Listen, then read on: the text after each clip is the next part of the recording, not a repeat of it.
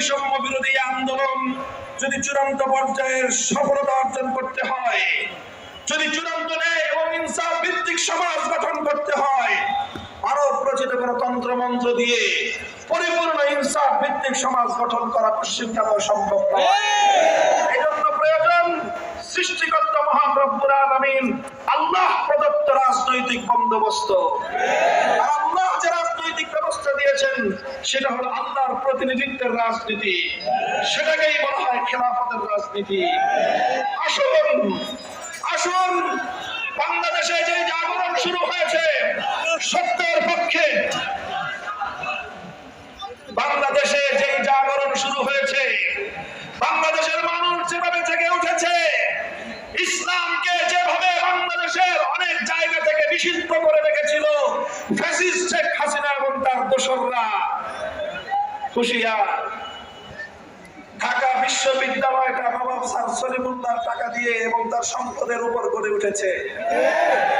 সেই সলিমুল্লাহর নাম বাদ দিয়ে তোমরা ঠাকুরের জিগির তোলো, আর তোমরা সেটাকে তোমরা মৌলবাদ বিরোধী আন্দোলনের নাম দাও। আমরা বলতে চাই ঢাকা বিশ্ববিদ্যালয়কে নবাব স্যার সলিমুল্লাহর প্রতি কৃতজ্ঞতা প্রকাশ করতে হবে।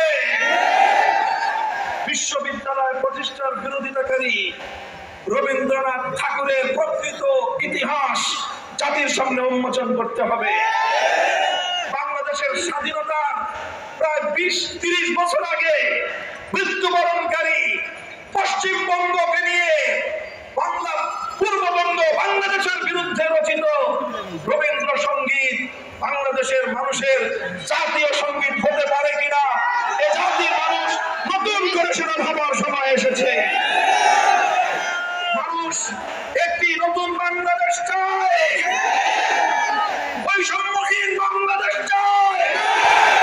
এদেশের মানুষ ইসলাম বিরোধী ষড়যন্ত্রের মুক্ত এক বাংলাদেশ চায়।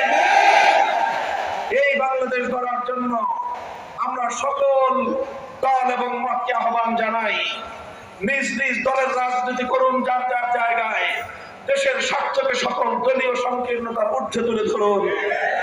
সকলে মিলে যদি আমরা আগস্টের এই বিপ্লবকে সাফল্যমণ্ডিত করার জন্য ছাত্র জনতাকে সাহস জুগিয়ে যেতে পারি, ইনশাআল্লাহ এই বিপ্লব এবং গণ অভ্যুত্থানের উদ্দেশ্য কেউ ব্যর্থ করতে পারবে না।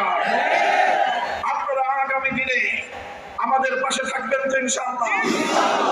আমরা ইনসাফ কায়েম করার জন্য, ন্যায় নীতি ভিত্তিক একটি সমাজ গঠন করার জন্য চূড়ান্ত সংগ্রামের প্রস্তুতি নিচ্ছে ইনশাআল্লাহ। আল্লাহ পাক রব্বুল আলামিন আমাদেরকে তৌফিক দান করুন।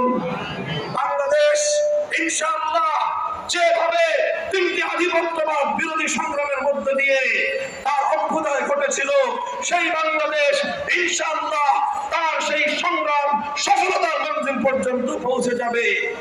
আপনাদের সকলকে বাংলাদেশ খেলাফত মজলিসের পক্ষ থেকে আমি অভিনন্দন জানাই। দীর্ঘ সময় কষ্ট করার জন্য আপনাদের সকলকে আমি আবারও শুকরিয়া জ্ঞাপন করছি।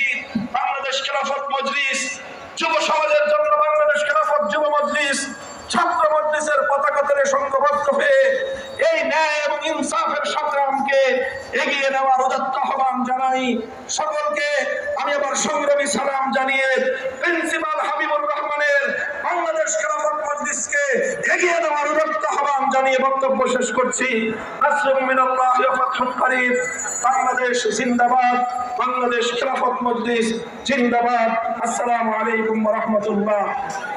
আপনারা যারা মাগরিবের নামাজ পড়েন নাই, এই মুহূর্তে সকলেই বিশেষ আপনাদের প্রতি নির্দেশনা থাকবে, কেউ যেন মাগরিবের নামাজ অন্তত আজকে কাজা না হয়, বাদ না যায়।